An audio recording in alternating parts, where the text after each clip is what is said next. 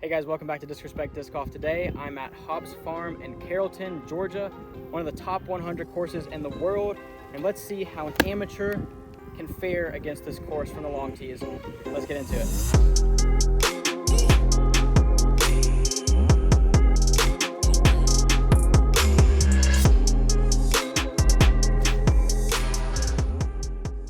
No need for any fancy intro. Top 100 course. Let's see if I can shoot under par. The goal is 1 under par from the longs. I'm gonna go slingshot off the first tee. Hole 1's a par 4, 660 uphill, then back downhill, pretty far.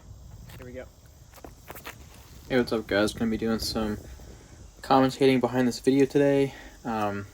This hole is super long, and so basically I'm just filming shots and just playing quietly, not talking to the camera, in order to save battery. So I'll be basically commenting on this whole round. Hole 1 is super hard. I mean, the uphill shot to begin with, and this was a really technical shot. I threw my Wraith and it actually flew past the basket. It's probably like 70 or 80 feet that I went past on that downhill shot. Pitching up there, taking a par.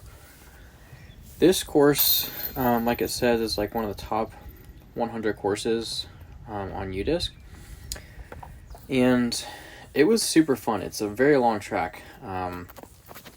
Really takes a lot out of you. Hole 2 here is a par 5. This is one that you really want to birdie. Again, I'd like to get under par for this round. Didn't really get the most air under that tee shot. This one's a little bit tricky, kind of like going into the woods here now. Unfortunately, hit a tree right there, but I'm in position for the birdie still. I mean, it's only a 900-foot par 5, so if you throw 3 shots 300 feet each, you get a tap and birdie. This one I'm going for that big gap on the left side there. I just saw it off early. It was pretty disappointing, honestly. This one I'm trying to give it some sort of a bid. Stays close for a nice easy tap and par. This is actually my second round of the day here. I filmed a video before this from the white pads. There's red, white, and blue. Red being the shortest, white being the middle, and blue being the longest. So I'd already played around from the whites before this, and I'm pretty tired at this point because I didn't really think it would be that long of a course from the whites, but boy was I wrong there. I birdied this one from the whites on the first round, and unfortunately take a par this time. You guys will see the video from the whites shortly after this video is up. This one is it's just a really tough par 5. Uphill tee shot here. I'm not the best with throwing uphill, so I don't really get much distance. This one, the basket's way off to the right, so I'm going way left, just because I wanted to get some sort of distance and didn't really trust the forehand. I went way too far left. Now I'm going to debate with kind of like what to throw. I've got to basically throw like a standstill through that middle gap right there, and the basket is probably 450 feet still. Going with my really flippy arc here, just trying to get something. As you can see, like I didn't really have a good swing, hit the branch, didn't really get much distance. Now the basket is probably 200, maybe 225 away. Going with a little hyzer on a Rapture, hit another tree. Thankfully it's a par 5, so I'm not losing a ton of strokes, but it's still kind of frustrating that I'm hitting these trees. You can kind of see the basket in the frame now in the middle. Pitch up. Now this one's for my bogey. Just thinking, okay, like knock down a 25 footer, maybe 30 feet. And nope. That one kind of hurt. Again, this video, there's like nothing on the line here. No punishment. I'm just having fun and showing you guys a course that's rated 4.8 stars on UDISC. So a lot of people love this course and a lot of people play it. Carrollton, Georgia is kind of like on the west side of Georgia, really close to the Alabama border. There aren't a whole lot of other courses like near this course, but if you saw my other video of Etowah, this course is like I think an hour or an hour and a half south of that. Right there I just mouth parked. That was a great scramble to get a par there. Don't forget to like and subscribe. As you can tell, I'm serious about that. I'm serious about my subscribers. Serious about giving you guys good content. Hole 6 here, 324. Going up the middle with my peach. This one plays a little bit downhill, so I feel like the 324 considers it downhill because it's got to be farther than that just from pad to basket. Basket's basically straight dead ahead from the tee, so I kicked a little bit left. Leaves me just outside the circle, and I'm on the board at last. Got my first birdie, 6 holes in. Hole 7 is really, really tricky. Par 4, 575, plays like 700, going gradually up the hill the whole time, and there's a huge hill at the end. Didn't get the best shot with my wraith there. Second shot here, going with I believe this is a destroyer, and that was a good stop, good stop. Almost slipped there. Trying to go more right and getting around that tree, I just sawed it off.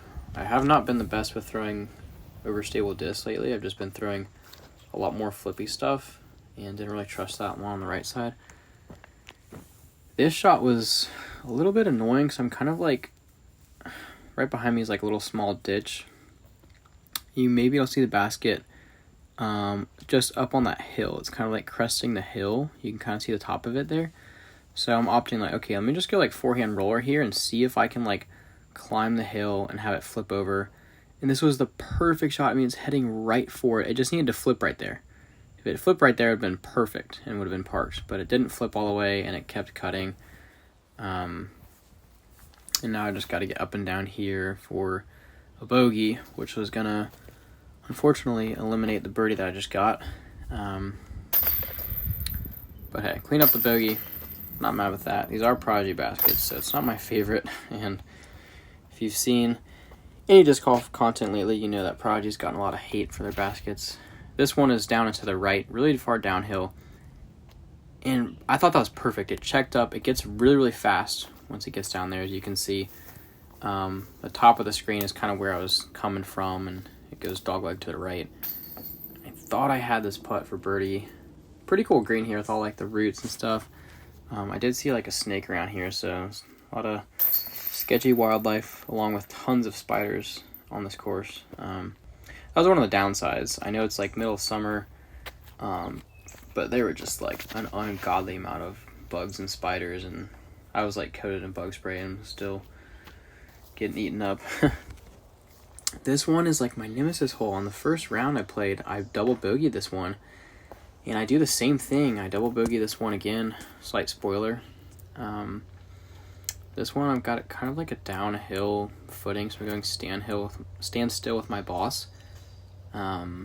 Decent distance. This is like a really tricky par 4. I mean, it's less than 600 feet, but it just plays so tough. All these trees with the fairway sloping the whole time. You got to hit your line, and I just had a really bad drive off the tee, and it kind of cost me this entire time.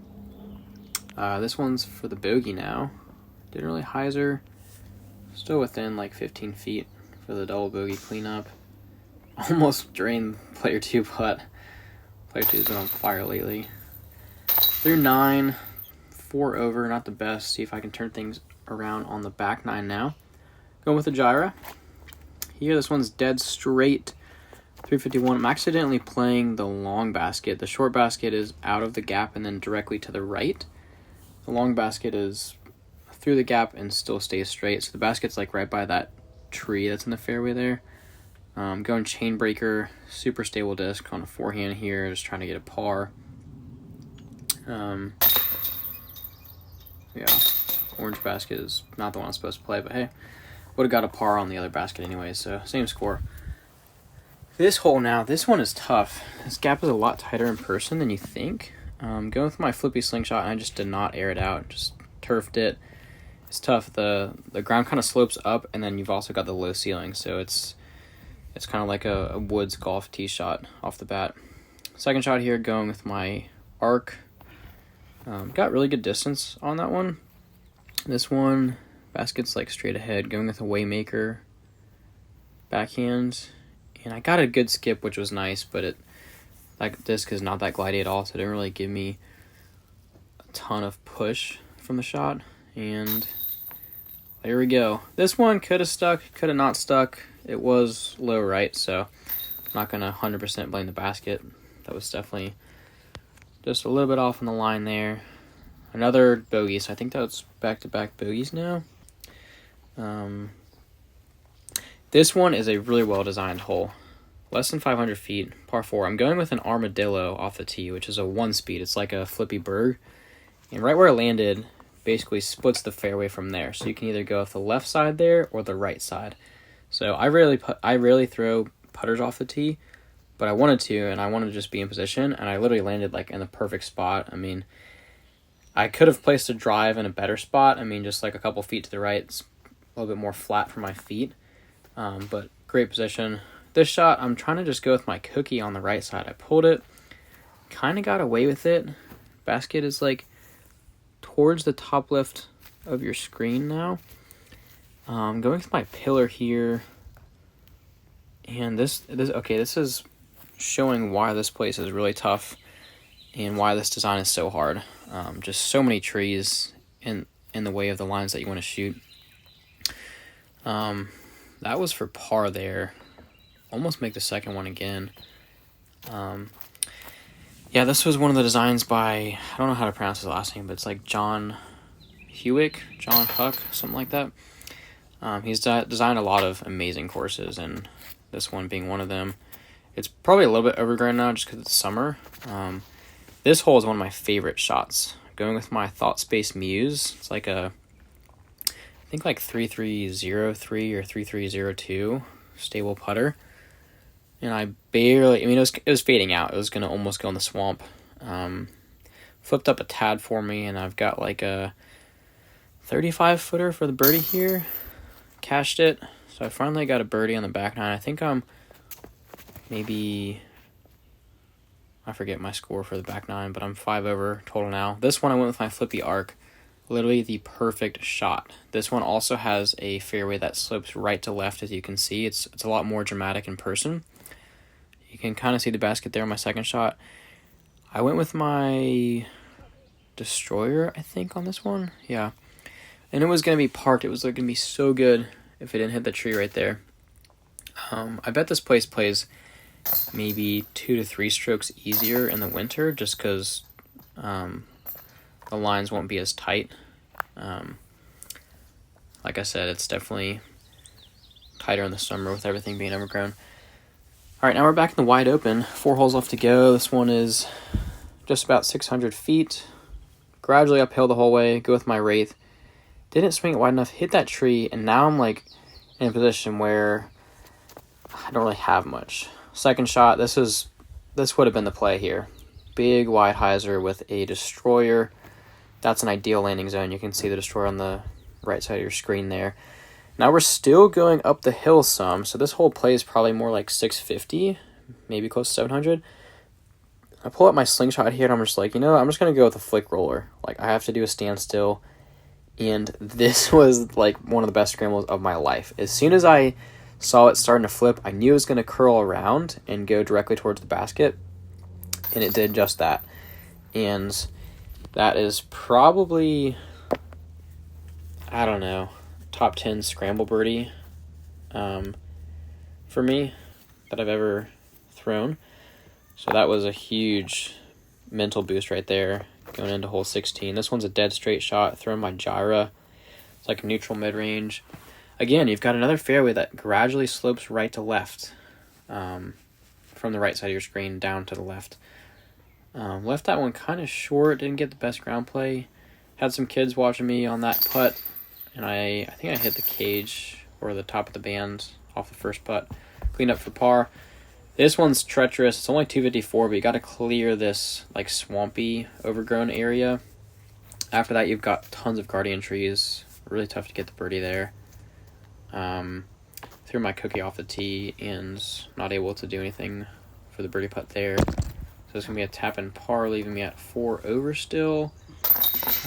This course is tough. I mean, it's just mentally draining, which I do like courses that challenge my mental game, and I'm trying to get better at that. This one, again, is way uphill. All these holes play a lot longer than the distance shows. And on this one, I'm accidentally playing to like the practice basket near the parking lot. The actual basket is like a lot more to the right. So I'm playing a basket that's at least 100 feet longer. Either way, this would have been the same score. That shot I threw my ambush there, and it was literally perfect. It goes way down, it was still flipping and held the turn, just kind of went up the hill and then way back down the hill. Now the basket is towards like the left high middle center of your screen there. Going with chain breaker, a little flick here. Just try not to go too deep because it kind of slopes down past the basket. I'm just trying to finish on a par, and I know my goal is to get under par, but this is my first time playing the longs, and it was just physically draining. Was able to cash the putt there. Thank you guys so much for watching. Please don't forget to hit that like button and also subscribe to the channel. I do a lot of fun videos and shorts, so don't miss out on anything, and please subscribe below. Really hope you enjoyed the round today. Hope you enjoyed the commentary style that I brought to it. This course is awesome. I don't consider it as a top 100 course in the world, even though it's ranked like that on UDISC. I know it's rated 4.8 stars, but I would probably give it maybe 4.4. I definitely think it has some improvement. There's some holes where you have to walk 2 or 3/10 of a mile to get to the next hole after that, which makes it a really long course, even from the short pads. All in all, super fun though. Absolutely gorgeous property, and I really enjoyed playing here. And it's got a great variety with the long tee pads, medium-sized tee pads, and the short pads. So good for all players and all skill levels. We'll catch you in the next one. See you guys next time.